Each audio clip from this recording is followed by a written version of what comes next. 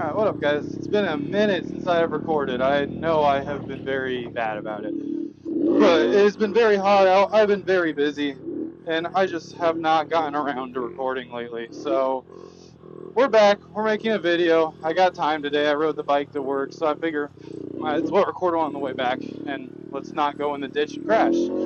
Alright, so, what's new in life? So, I mentioned last video, the Navi's gone, or I think I did.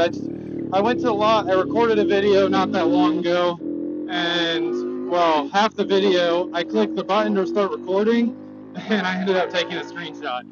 So I only recorded half the video, I wasn't able to salvage enough to turn it into a full video, so I ended up with no video. And that was the last time I rode. So, here we are, we're getting back to it. So first off, what's new?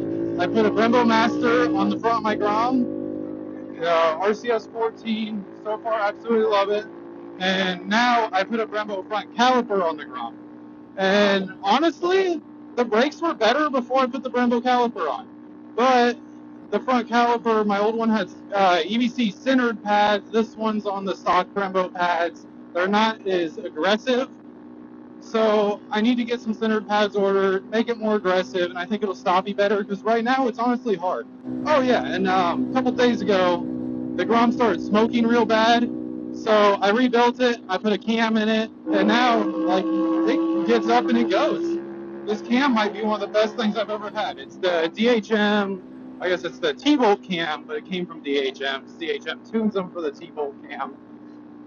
So it's got a T-Bolt cam in it, and what I really like about it is it's got plenty of low-end torque. It doesn't sacrifice much. It sacrifices a little bit, but it doesn't sacrifice a lot of low-end torque. And then at the top end, like once you pass like 5-6K-ish, it just starts going. And then I also fitted a 2014 to 2020 Drow Sports carbon fiber intake to this bike, because, you know, I've got the 2014 through 2020 motor, so if you're new here, I got that motor in this bike. It's not the new motor. So that, I've decided, like, the old intake would probably fit better. No, I was completely wrong. So the tabs for the throttle cables are kind of flimsy right now, but when I turn left, they tighten up, and I don't know how to fix it.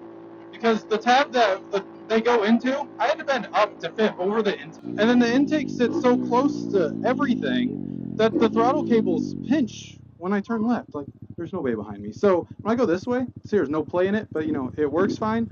But I go this way, and there's a lot of play in it. So, super annoying. Just typical modified Grom things, I guess. But this cam, look how hard that pulls.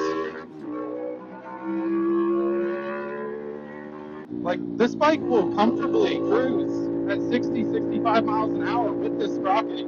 I also like to cruise at 9,000 RPM, so there is that. And yes, I know it can do 60-65 comfortable, because I have had somebody else to verify me in a car. I really need to fix that speedometer at some point. I've used 95 gallons of fuel, and I have added 0 miles to this bike. I think my old speedometer was at like 3,000 or 4,000 before I got my wreck. I've had this bike since it was brand new with 0 miles. It was like 0.2 miles when I bought it. Oh, it is so hot out. This morning it was 67, and it was like partly cloudy. It was the nicest ride ever. And that's when I should have been recording, but I was tired. I was waking up on my way to work. You know, 4th of July is tomorrow. By the time this is up, it'll be after 4th of July. But 4th of July is tomorrow from when I'm recording this. And, you know, it's my Friday. I just need to chill out, relax for the day. A couple weeks ago, I got rear-ended in my company work truck, and now I keep worrying that everybody's going to rear-end me. Especially, like, on the motorcycle, like, that hurt in the company truck because it, like, slammed me back into the seat. You know, the guy hit me at, like, 45 miles an hour as we were basically dead stopped. Like, we just got going from the stoplight, maybe 5-10 miles an hour at the most. And all of a sudden he comes up, hits us real hard. And I don't want to imagine what that's like in a motorcycle, or even like that. My work truck's big, you know, F550. So I don't want to imagine what that's like in a motorcycle, or like all my cars are really small. It's like I don't want to imagine what that's like in one of my cars either. So one thing I will say about the full Brembo front setup, like aside from stoppies, it is the most progressive, like smooth braking I have ever had. It just for some reason doesn't bite real hard. Like it stops you on a dime, but it doesn't stop you.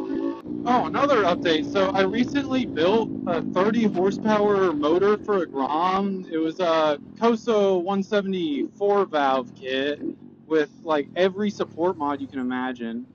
So I built that. It was running great. We were struggling to get it tuned. So he took it over to get tuned the other day, and now all of a sudden there's a big hole in the block.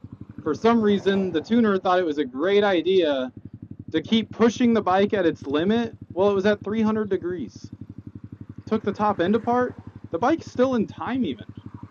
The piston just exploded to pieces and the rod went through the block.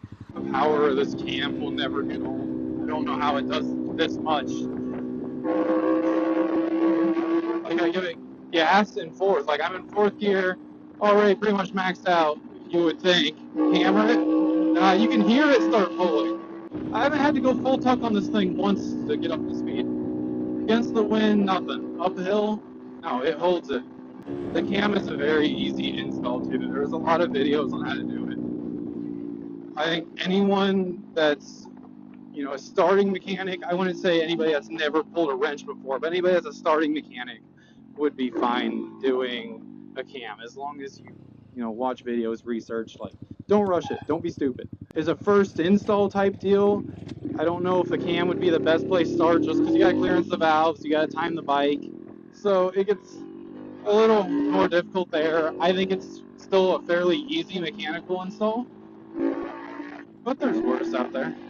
Here lies what once was a super awesome Grom that put down 23.5 wheel horsepower on the dyno, and it wasn't even tuned. Anyways, we at least got this Grom up and running. This one's been sitting for a few months, blown motor. Took his original motor, put it in here, and yeah, at least we got one good Grom. But I guess unless I find more to add to this video later, this is going to sum up this video. So thanks for watching. Sorry it's been a while. I'll try to make the next video better. Till next time, see you guys.